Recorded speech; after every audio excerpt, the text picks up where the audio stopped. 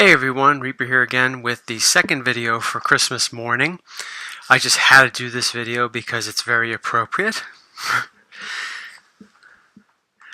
um, another another episode of my Tales from the Crypt Vault of Horror movie series from the 70s. This time we're focusing back on Tales from the Crypt, the very first segment of that movie, and all through the house, which is the cover story of Vault of Horror number 35. I no longer have a copy of Vault of Horror number 35. Those of you that you'll see in my upcoming 2019 want list that's on there.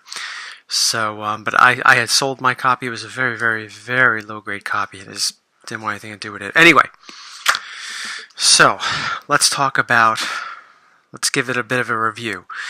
The comic and the adaptation. It's a classic story. It was adapted twice, not only in the movie, but it was adapted in the HBO TV series, and it was done very well. It follows both versions of it, the HBO and the 1972 Amicus movie, follow the comic story, almost perfectly. This is one of the rarer, when it comes to the movie, instances when the main character is actually a villain. Usually, like I said many times before in this series, the main character in the movie versions is usually given a sinister edge that he or she maybe did not have in the comic book. But in this one, the main character is, a bad person, and she offs her husband, and at the same time, there's an escaped lunatic from a mental assignment that stole a Santa's outfit and is roaming around the town. And she hears a news broadcast about it. And eventually, he is led into the house. So there's really not much else to say about the story when it comes to both the comic and the adaptation. So they're both done very well. The story and the adaptations, very similar. Like I said before, the adaptations, definitely one of the more classic stories from the EC Horror Library, and especially the Vault of Horror. Johnny Craig art, done well as always.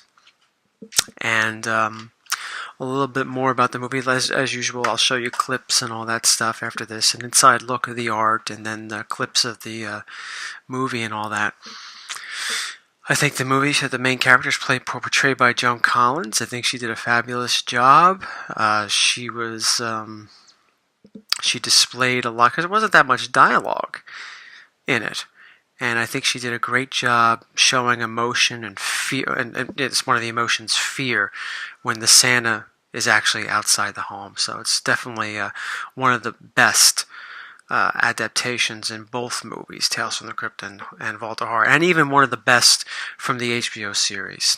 So stay tuned. I give them both a thumbs up. Stay tuned for an inside look at the book and some clips from the movie. Merry Christmas, everyone. Take care.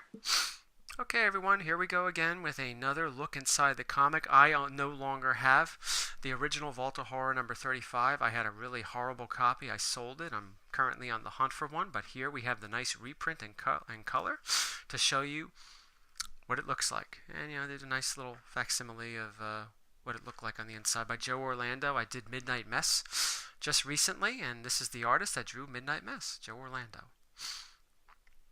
Many people will know him. He later went on to be a big shot at DC. Alright, let's move on. And all through the house, one of the most classic tales coming out of the series. Starts off with Womp. Now this one is pretty accurate. Here, this is one of the rare cases where the main character, the woman, is actually a bad person, just as she is in the Tales from the Crypt movie. She kills her husband to get, I believe, some sort of insurance or whatever. And around the same time, a maniac escapes from a mental asylum dressed in a Santa suit. And here, same thing. They got the daughter, and blah blah blah. She wants to see Santa Claus, and and it's like, yeah, well, we'll see. Santa won't come at all if you don't go to sleep, and all that stuff. And there you go.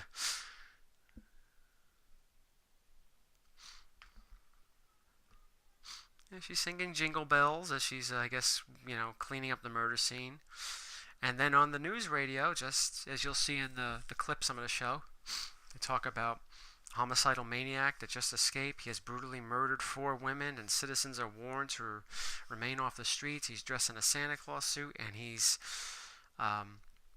took the suit off a man from Pleasantville. It's like, oh my God, Pleasantville? That's just south of here. So he's in the neighborhood.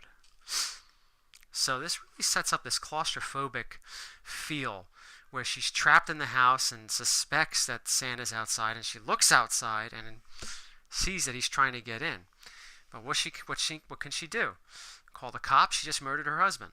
So she tries to, think on her feet. But awesome artwork, getting back to the artwork by Johnny Craig, classic story.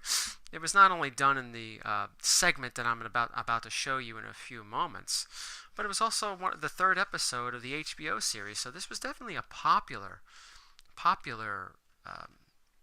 story for them to do it twice, because most of the segments that they did in the original 70s movies, they didn't do again on the HBO series. They didn't do Poetic Justice. They didn't do Blind Alleys. They didn't do Drawn and Quartered or The Neat Job or This Chick Will Kill You, and that's already half of them. They didn't do Wish You Were Here. They didn't do any of them except for this one. So it's definitely very, very popular. Sarah, here we go. She's boarding up the windows and all this stuff, and she's removing trying to get her husband out of the way. I'm not giving you the whole story because I'm just going through it pretty quickly. But anyway, she boards the place. She thinks she's pretty safe. She goes upstairs and she notices that her daughter is not in the room. And she's like, oh my God, where is she? What's going on? She's running around.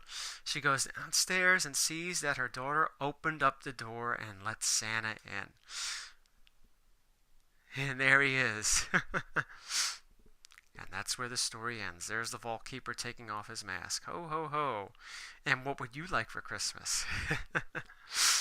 Well, for me and the Vault Keeper, we wish you a Merry, Merry Christmas. Stay tuned for the clips from the movie.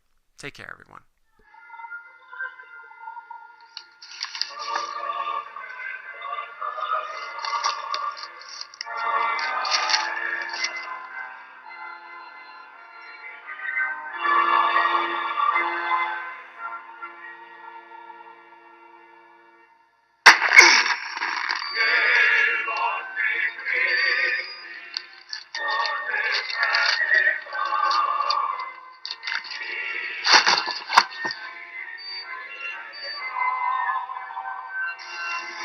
Christmas.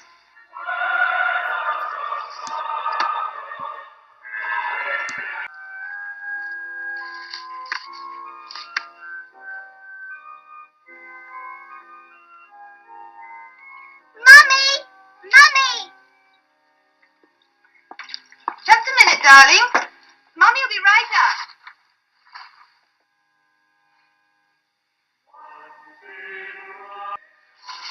Mummy! I'm coming, Carol.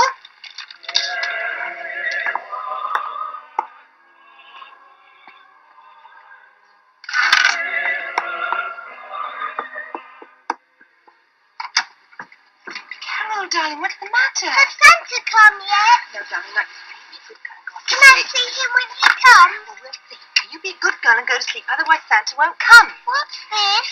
Nothing. Just a Christmas card from Daddy. All right? Good night. Good night, Mummy. Night, Daddy.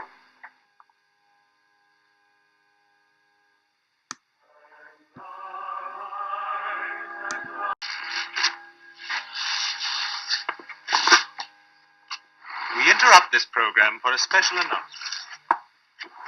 A man described as a homicidal maniac has escaped from the hospital for the criminally insane. He is 6'3" tall, 210 pounds, dark eyes, bald, and may be wearing a Santa Claus costume taken from a shop in Burley. All residents of the county are warned to be on the lookout for this man and to phone the police if they see him. We now continue our program of carols for Christmas Eve.